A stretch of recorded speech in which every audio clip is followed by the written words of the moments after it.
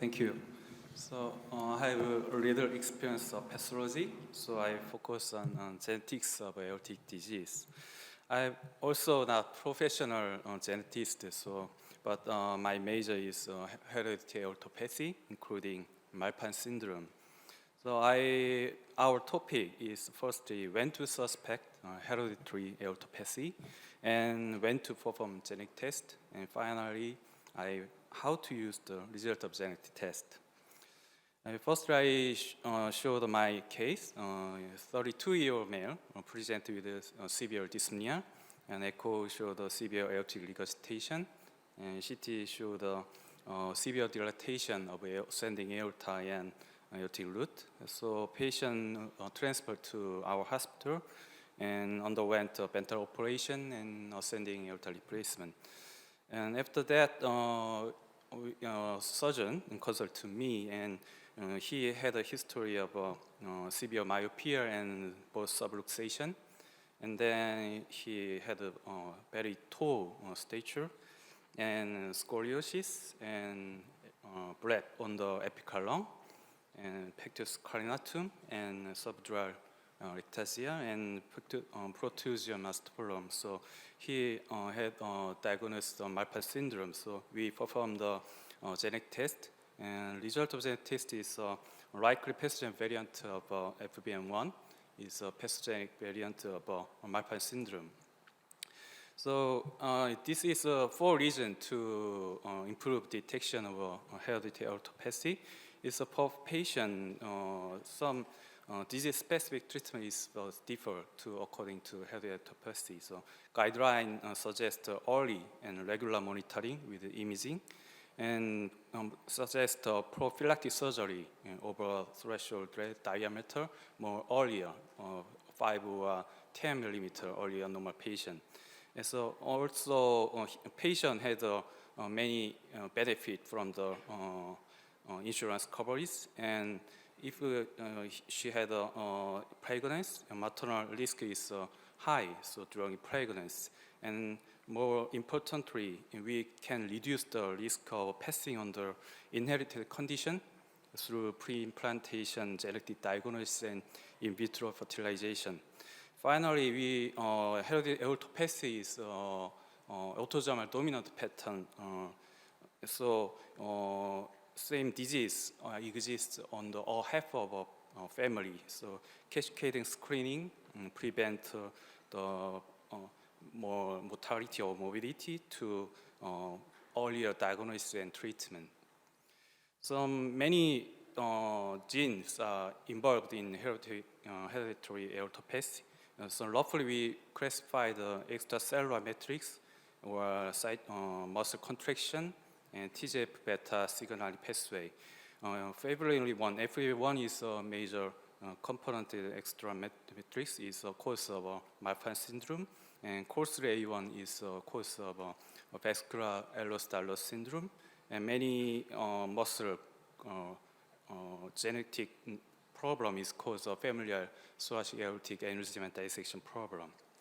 So we roughly divided two components, syndromic aortopathy and non-syndromic aortopathy. So extracellular matrix genetic problem or TGF-beta pathway include the syndromic aortopathy, such as Marfan syndrome and Loeys syndrome and Ehlers-Danlos syndrome. So, but sarcomere protein-related gene caused without any syndrome feature, but familiar segregation, aortic aneurysm and dissection, so-called familial TAA disease. So 2022 ACC aortic disease guidelines suggest risk factors of hereditary aortopathy. The most important thing is a positive syndrome feature, and then a positive family history of aortopathy and cerebral aneurysm or unexplained sudden death.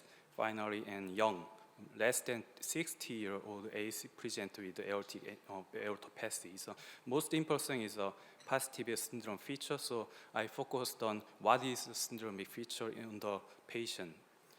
First thing is height.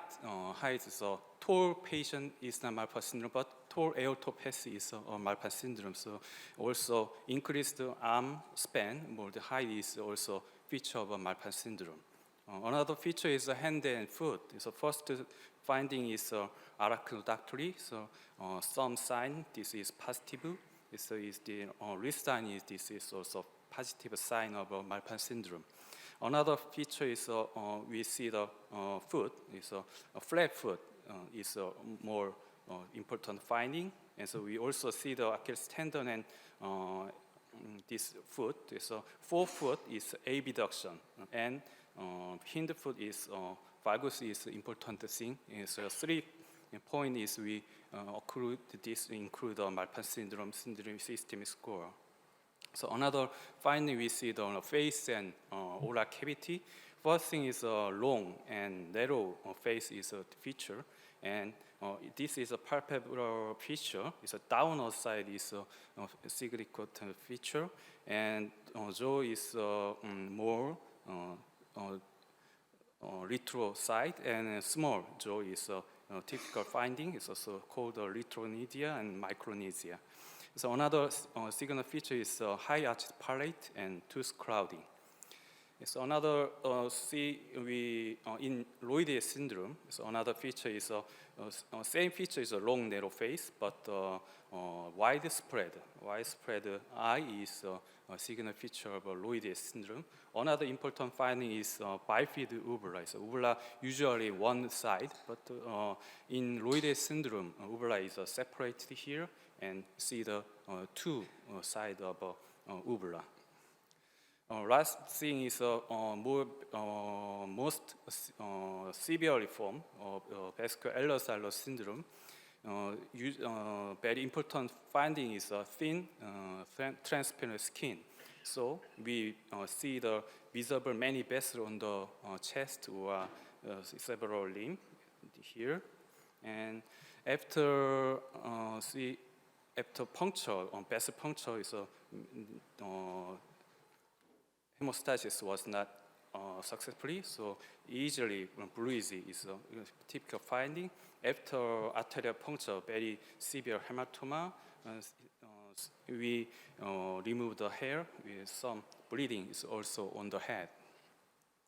So another finding, we see the several findings on the CT. So this is collapsed sternum, or protruded sternum is pectoris excavatum and pectoris carinatum. And on the see the apical lung, we see the any apical bleb or bulla here, and also see the some severe scoliosis at that time in this finding. And we also see the sacrum. This is a normal finding, and it's a dura ectasia. This is a dura. So we can see this point here. This some ectasic form. So this dura ectasia is a very pathognomonic finding of Marfan syndrome or Loeys or vascular Ehlers-Danlos syndrome or neurofibromatosis. So another finding is acetabulum. So this is normal finding.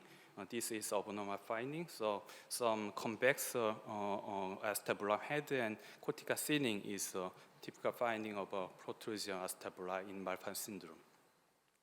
So another last finding is vessel is tortuosity, and this is a Loeys patient.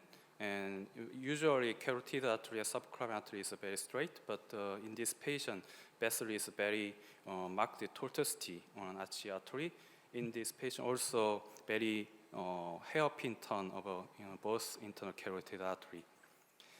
So we see the only in addition to aortic dilatation, very informative information from the systemic physical examination or CT. So we any types of any dilatation or ectopia lentis on the ophthalmic consultation and system score more than 7 or family history of Marfan syndrome. So any 2 point we include, we diagnose Marfan syndrome without genetic test. So in this patient, he had a Macri dilatation of up to 5 or 9 millimeter, 9 centimeter sinus falsaba, so aortic dilatation and scoliosis and apical bleb and pectoris carinatum, dual ectasia, so it's more than 7 point of a systemic score. So he is a Marfan syndrome. So we did not use a genetic test. We can diagnose he is a Marfan syndrome. But genetics is not mandatory for diagnosis, but many benefit for patient. Firstly is personalized medical or surgical management, from the gene-tailored strategy, and second is a screening for other family members, and finally reduce the risk of passing the Marfan syndrome. So we focus on how to perform this patient genetic test. In Marfan syndrome, FBN1 is the only specific gene. So if he had a highly suspected he has a Marfan syndrome, we perform the FBN1 Sanger sequencing. From the Sanger sequence, we diagnose Marfan syndrome up to 9% patient. But if negative, we can use another method, MLP method or RNA transcription method. But I recommend to the next generation sequencing multiple gene panel test from compared to Sanger sequencing for diagnosis of Loides or family TAD. This disease had a multiple gene pathogen, so we can many specific gene is tested is not cost effective. So we can use the next generation sequencing NGS test. If not detected, we for more genetic test, whole exome sequencing or whole genome sequencing to diagnose for undetected patient. For if we cannot find any pathogenic variant, we can use more later, 5 or 10 years later. So we can use only the additional information. We can use the more test or more laboratory test. So in this panel, many tests is in hospital. So according to hospital, many panels is available. So, but some 11 gene is a very important thing. So FBN1 is a Marfan syndrome. COL3A1 is vascular Ehlers-Danlos syndrome, and ECTA2 and LOX, MIS11, MRCAM-A, and PRKase1 is a familial TAD patient, and some E5 genetic is for Loides syndrome. So we can use a panel test. So patient covered about 600,001. Some genetic problem we are disclosed. So, but from the test, many variants are detected. So many we can consult to geneticists, and some closed consultation is very important. So in patient, so we population data and predictive data and functional and segregation data, we interpret this gene is genetic variation is benign or pathogenic. So we can use we determine this variant is pathogenic or like pathogen is cause of hereditary aortopathy. So we can use some genetic tailored management strategy. It's a usual patient is 5.5 is threshold of prophylactic aortic surgery, but Marfan syndrome is 5, or Loides syndrome is 4 or 5.5, 4.5, and family TA is 4 or 5 centimeter is determined prophylactic surgery. So 2022 guidelines suggest the Loides syndrome is 5 or 4 or 4.5 is strategy is prophylactic surgery. In female TAD is a more strict determined tailored strategy. So it's my final case is the first brother is 2,000 years ago, 20 years ago, type B dissection. The second brother is normal, but third brother is 10 years ago, aortic AAA repair. But we performed multiple genetic tests for 10 years ago we cannot detect, but 5 years we can also not detect. But 3 years ago we performed the whole genome sequencing. We see the PLK1 mutation is pathogenic variant. So, but 1 year ago he had a 45 millimeter sinus bisulva. According to guideline, we should perform the prophylactic aortic surgery, but we cannot. At that time, we did not know. So, but he had a 3 months ago presented acute aortic type A dissection and performed the ventral and hemiarch replacement. If we perform the prophylactic surgery, we maybe avoid insert mechanical valve. So in summary, the first thing is when to suspect aortic aortopathy. The important thing is positive syndrome feature. So I recommend the use of multiple physical examination and CT review. And if he had aortopathy, we should 3 benefit: gene therapy management strategies and screening to other family, and reduce the risk of passing on hereditary aortopathy. Thank you for attention.